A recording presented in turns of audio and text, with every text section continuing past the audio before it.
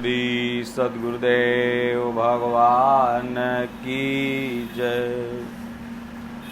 गुरु ब्रह्मा गुरु विष्णु गुरुदेवो महेश्वरः गुरु साक्षात् परम तस्मै श्री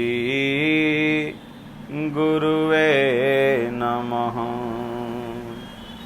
अखण्डमण्डलाकारं व्याचरं तत्पदं दर्शितं येन तस्मै श्री गुरुवे नमः। माता च पिता त्वमेव त्वमेव बन्धु च सखा त्वमेव द्रविणं त्वमेव त्वमेव सर्वं मम देव देव। जहि विधि होहि नाथ हित मोरा दास मैं तोरा। अब प्रभु कृपा करहूँ यही भांति सब तजिबो दिन राति। राम कथा मंदाकिनी चित्रकूट चित चारु तुलसी बन श्री रघुबीर बिहारु। राम कथा के तेई अधिकारी जिन कहूँ सखी अति प्यारी। राम कथा कली बिटप कुठारी सादर सुनु गिरी राजकुमार। बोलो जय सिया राम जय जय सिया राम। जा पर कृपा राम कर होई ता पर कृपा करहि। जा पर कृपा न करहि त्रिपुरारी सो नर पावन भगति हमारी। बिनु सतसंग विवेक न होई राम कृपा न सोई। स्वर्ग नरकयप वर्ग सुख धरिया तुलायक अंग तोलन ताहि सकल मिली जो सुख। सुख में सुमिरन ना किया दुख में किया तू याद। कह कबीर वादास की कौन सुने फरियाद। सुख में सुमिरन सब करे सुख में करे न कोय। जो सुख में सुमिरन करे तो दुख काहे होय। बोलिए श्री सद्गुरुदेव भगवान की। भाग 7 हिंदी टीका गोस्वामी तुलसीदास जी पार्वती के जन्म की कथा यहाँ बताते हुए आगे कहते हैं कि हिमांचल और मैना के घर पहुँचे तो नारद मुनि ने माता पार्वती का भाग्य देखा।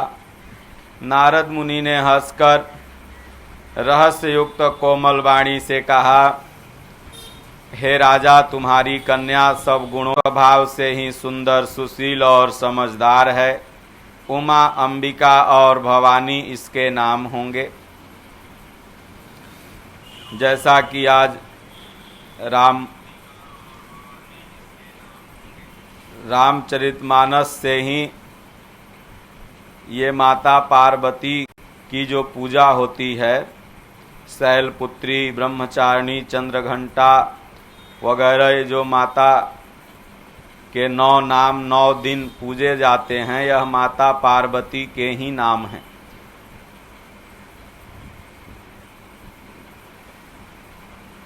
तो यहाँ सब सुलक्षणों से संपन्न है। यह अपने पति को सदा प्यारी होंगी, इसका सुहाग सदा अचल रहेगा और इससे इसके माता पिता जगत में पूज्य होगी और इसकी सेवा करने से कुछ भी सुलभ न होगा, अर्थात कुछ भी दुर्लभ न होगा, सब कुछ सुलभ हो जाएगा।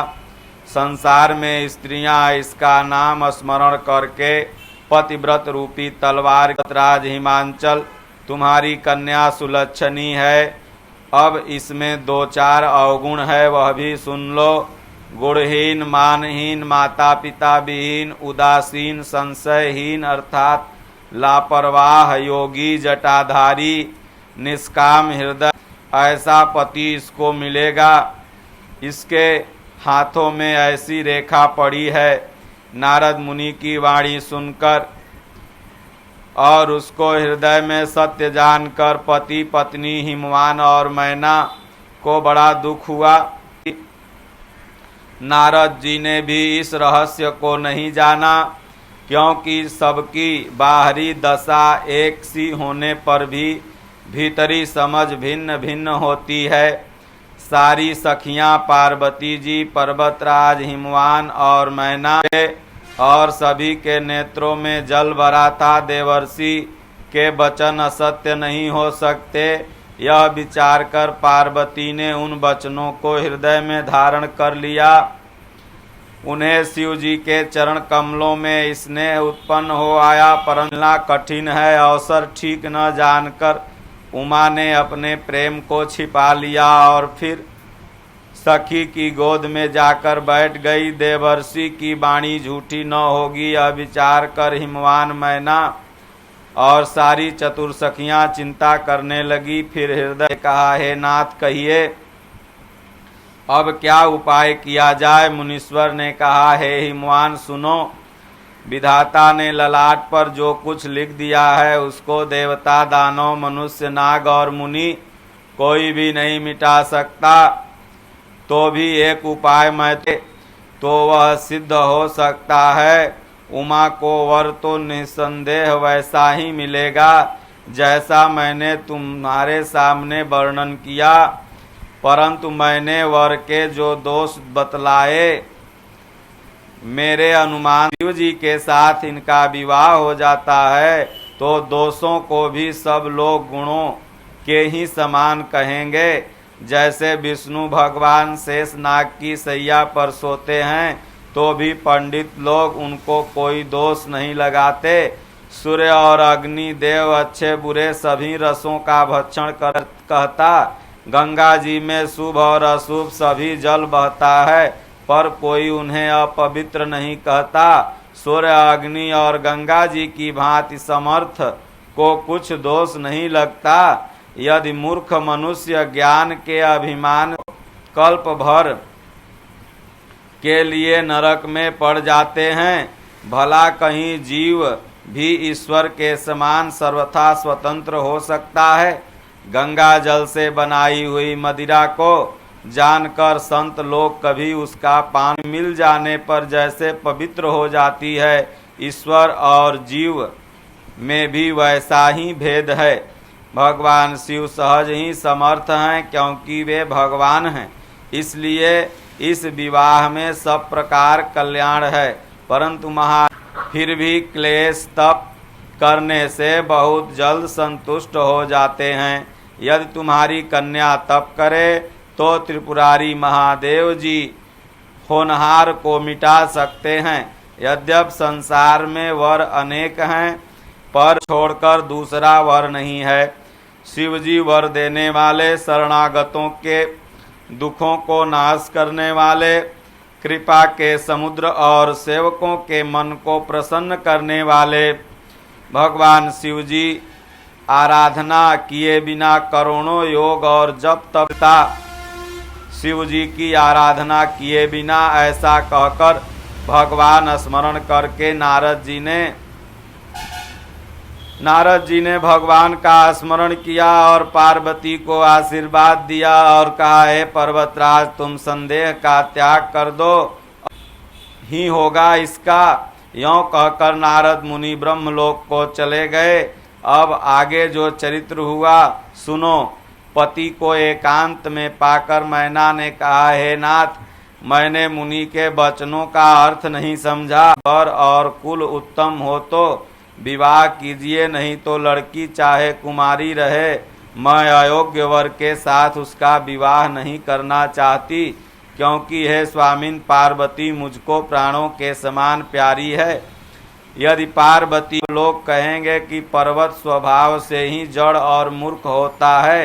हे स्वामी, इस बात को विचार कर ही विवाह कीजिएगा, जिसमें फिर पीछे हृदय में पछतावा संताप न हो। इस प्रकार कहकर मैना पति के चरणों में, भगवान ने प्रेम से कहा, चाहे चंद्रमा में अग्नि प्रकट हो जाए, पर नारद जी का वचन झूठा नहीं हो सकता। हे प्रिय, सब सोच छोड़कर श्री भगवान नारायण का स्मरण करो, जिन्होंने करेंगे। अब यदि तुम्हें कन्या पर प्रेम है तो जाकर उसे यह शिक्षा दो कि ऐसा तप करे कि भगवान शिवजी प्रसन्न हो जाएं और मिल जाएं। दूसरे उपाय से यह क्लेश नहीं मिटेगा। नारद जी के वचन रहस्य से युक्त और सकारण के भंडार हैं। यह विचार कर तुम मिथ्या संदेह को छोड़ दो। शिव जी सभी तरह से निष्कलंक हैं। पति के वचन सुन मन में प्रसन्न होकर मैना उठकर तुरंत पार्वती के पास गई। पार्वती को देखकर उनकी गोद में बिठा लिया, फिर बार बार उससे हृदय से लगाने लगी। प्रेम से मैना का गला भर आया। कुछ भी नहीं कहा जाता था। जगत जननी भवानी जी तो सर्वत्र ठहरी। माता के मन की कोमल वाणी बोली, माँ सुन, मैं तुझे सुनाती हूँ। मैंने ऐसा स्वप्न देखा है कि मुझे एक सुंदर गौरवर्ण श्रेष्ठ ब्राह्मण ने उपदेश दिया है। हे पार्वती, नारद जी ने जो कहा उसे सत्य समझकर तू जाकर तप कर। फिर यह बात, तप सुख देने वाला और दुख दोष का नाश करने वाला है।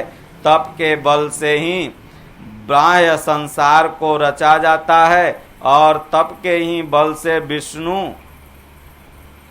तप के बल से ब्रह्मा इस संसार को रचते पालन करते हैं और तप के बल से ही शंभु अर्थात रुद्र जगत का संहार करते हैं और तप के बल से ही शेष जी इस पृथ्वी का भार अपने ऊपर धारण करते हैं। हे भवानी, सारी सृष्टि तप के ही आधार पर है। ऐसा जी में जानकर तू जाकर तप कर। यह बात सुनकर माता को बड़ा अचरज हुआ और उसने हिमवान को बुलाकर वह स्वप्न सुनाया।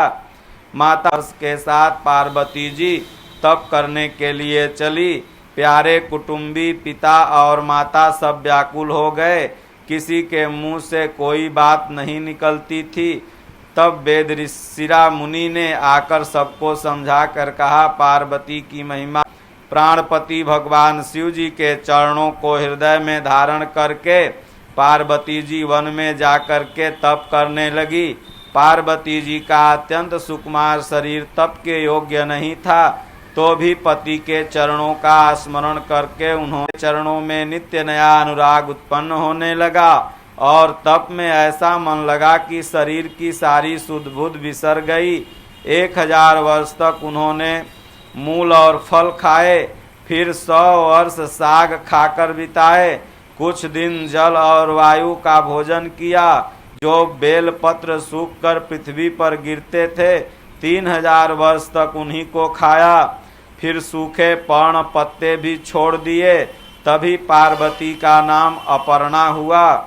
तप से उमा का शरीर क्षीण देखकर आकाश से गंभीर, हे पार्वती जी कुमारी सुन, तेरा मनोरथ सफल हुआ। तू अब सारे असह्य क्लेशों को, कठिन तपों को त्याग दे। अब तुझे शिवजी मिलेंगे। हे भवानी, धीर मुनि और ज्ञानी और तब किसी ने नहीं किया। अब तू इस श्रेष्ठ ब्रह्म की वाणी को सदा सत्य जानकर, निरंतर पवित्र जानकर अपने हृदय में धारण कर।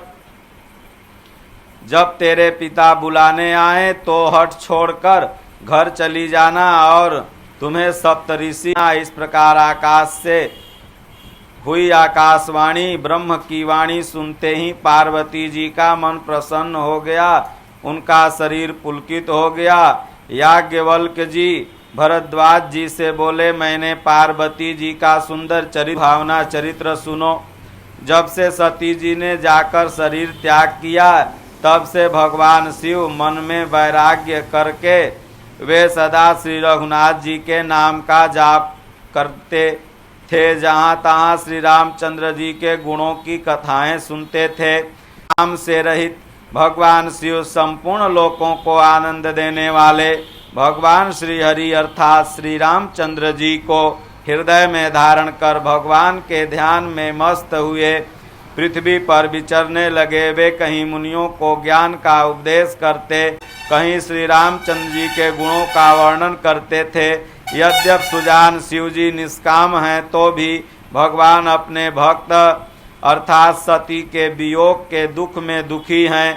इस प्रकार बहुत समय बीत गया। प्रभु श्री रामचंद्र जी थी शिव जी के कठोर नियम, अनन्य प्रेम और उनके हृदय में भक्ति की अटल टेक को जब श्री रामचंद्र जी ने देखा, तब कृतज्ञ अर्थात उपकार मानने वाले कृपालु रूप से शील के भंडार महान तेज पुंज भगवान श्री बहुत तरह से शिव जी की सराहना की और कहा कि आपके बिना ऐसा कठिन व्रत कौन कर सकता है।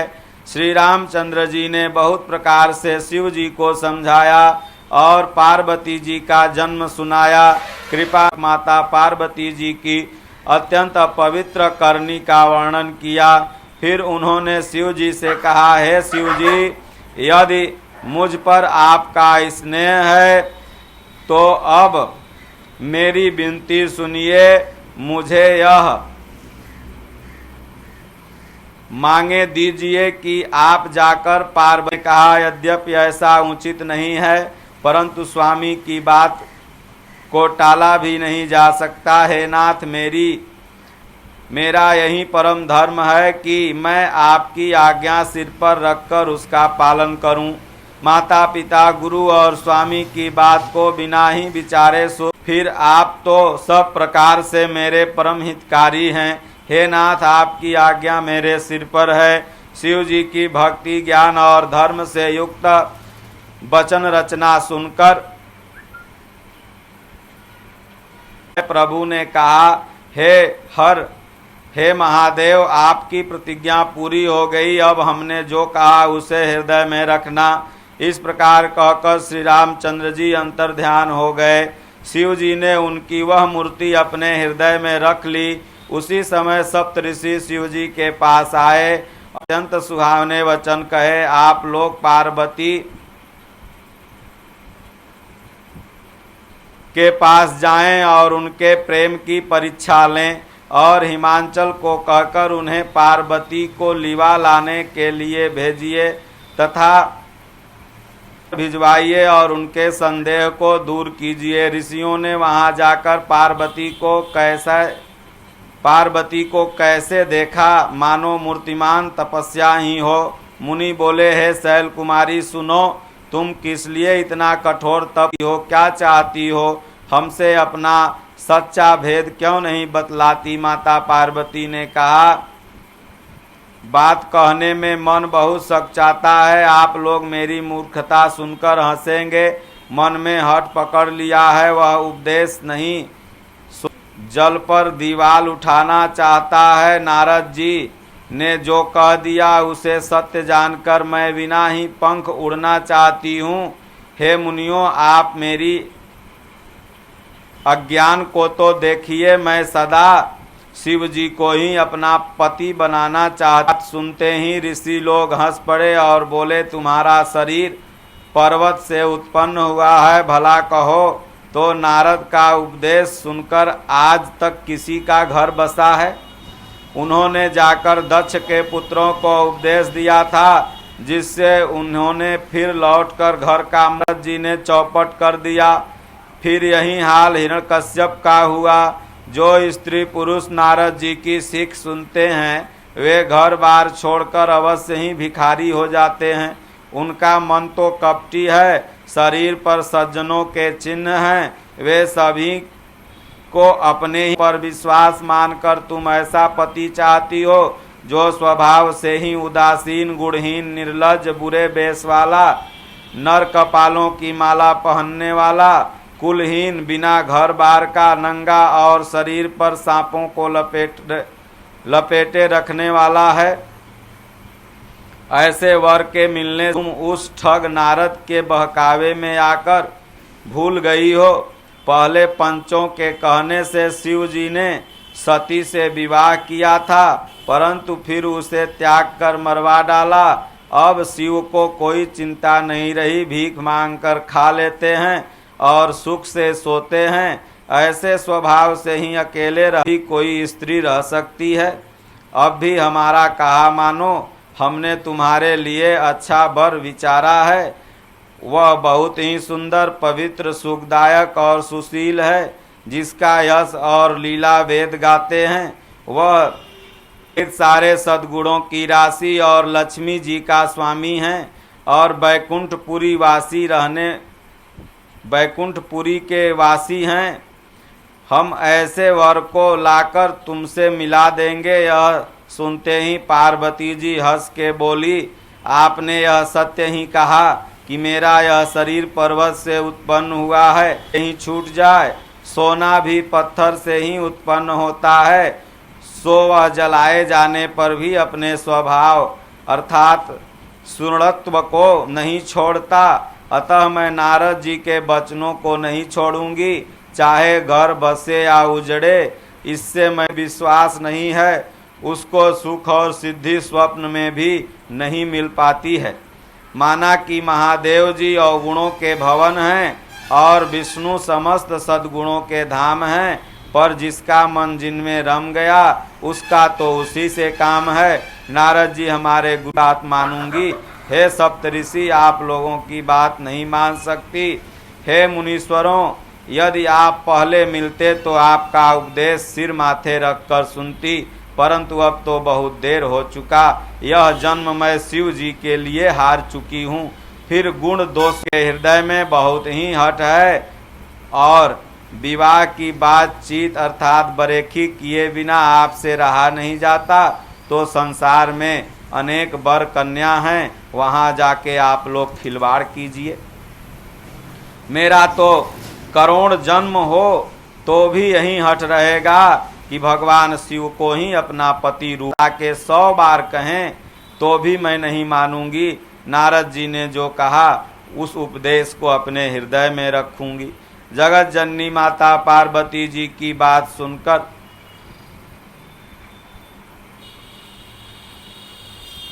ऋषि लोग आश्चर्यचकित हुए हैं और शिव जी भगवान हैं। आप दोनों समस्त जगत के माता पिता हैं। यह कहकर मुनि पार्वती जी के चरणों में सिर नवाकर चल दिए। उनके शरीर बार बार पुलकित हो रहे थे। मुनियों ने जाकर हिमवान को और पार्वती जी को लाने के लिए भेज। पार्वती के पिता थे, वो आकर के अपनी बिटिया को तपस्या कर रही थी वहां से घर ले गए। पार्वती जी का प्रेम सुनते ही शिव जी आनंद मग्न हो गए। सप्तऋषियों ने सारी बात आके भगवान शिव को बताई। उसी समय तारक नाम का असुर हुआ था। जिसकी भुजाओं का बल प्रताप और तेज बहुत बड़ा था, को जीत लिया था। सब देवता सुख और संपत्ति से रहित हो गए थे।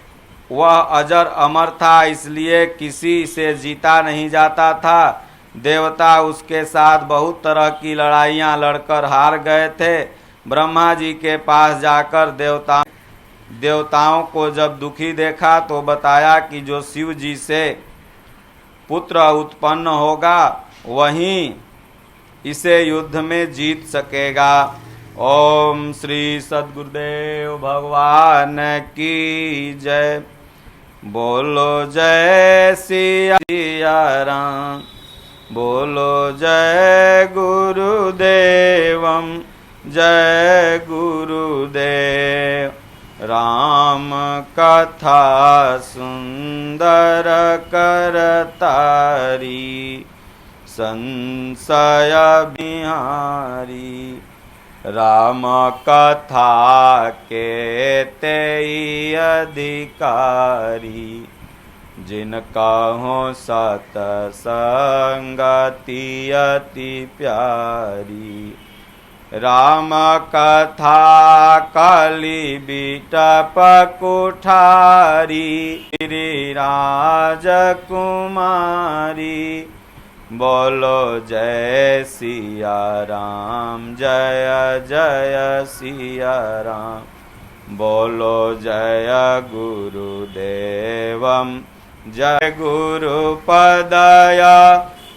जय अनुरागी, ते लोकहूँ बेदहूँ बड़ भागी। पापी हूँ जाकर नाम सुमिरी, भव सागर तरी हैं। कलयुग केवल नाम धारा, सुमिरे सुमिरी नर उतरहि पारा। बोलिए श्री सद्गुरुदेव। शांति शांति शांति।